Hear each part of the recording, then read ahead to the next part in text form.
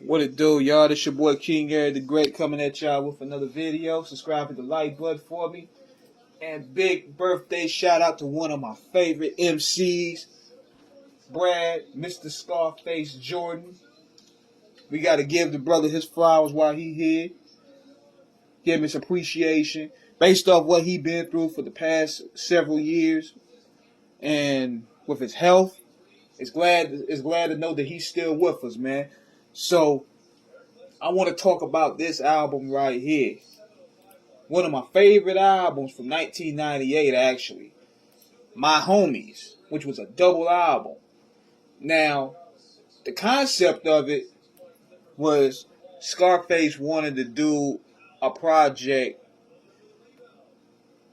in tribute to his homeboy, putting his homeboys on a compilation for Rap-A-Lot. Now, what they did was they put Scarface's name on there to sell the product.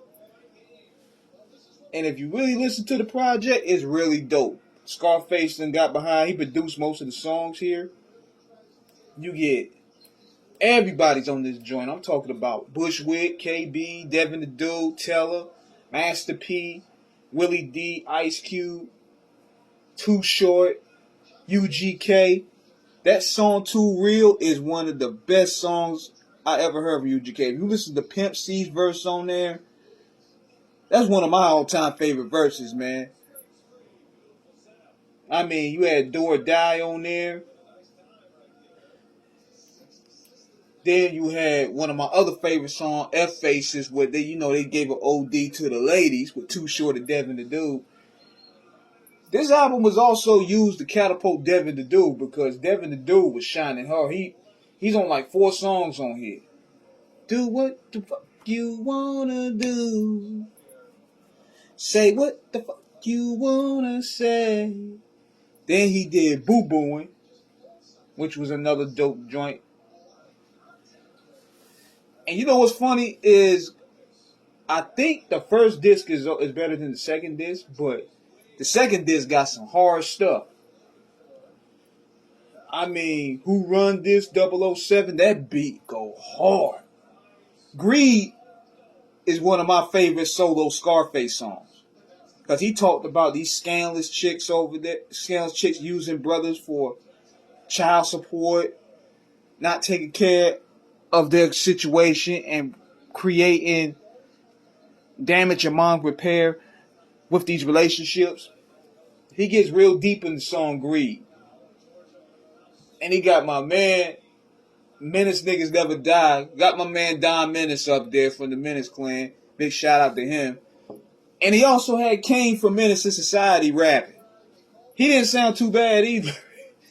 It was pretty interesting to hear. But one of my other favorite songs was the original version of Homies and Thugs and The Ghetto. Those are 2 of my favorites on there because The Ghetto, that beat was hard. That beat was hard.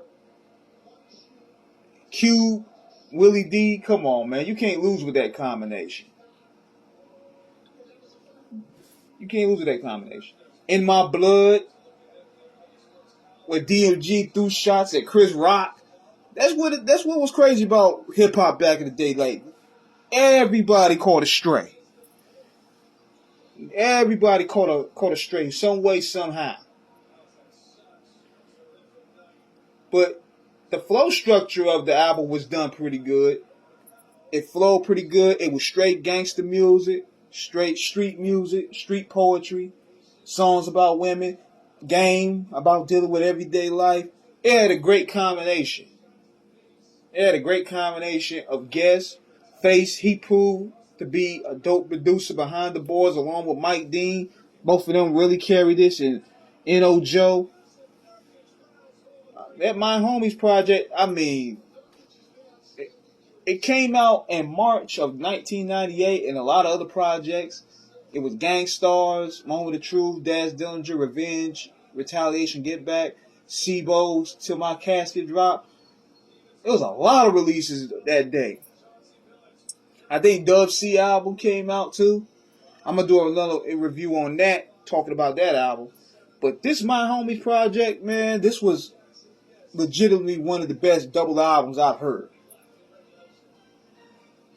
It was really no filler. Aside from 2-3 songs, the rest of it was already slamming. So, big birthday shout to Scarface. If you can find this album, definitely check it out. It's paying homage to the new Rap-A-Lot family and the new movement that they were going forward. So, subscribe, hit the like button. And also subscribe to the Screwball Radio channel. We're growing on that end as well. This is your King Boy, King Eric. Holla back.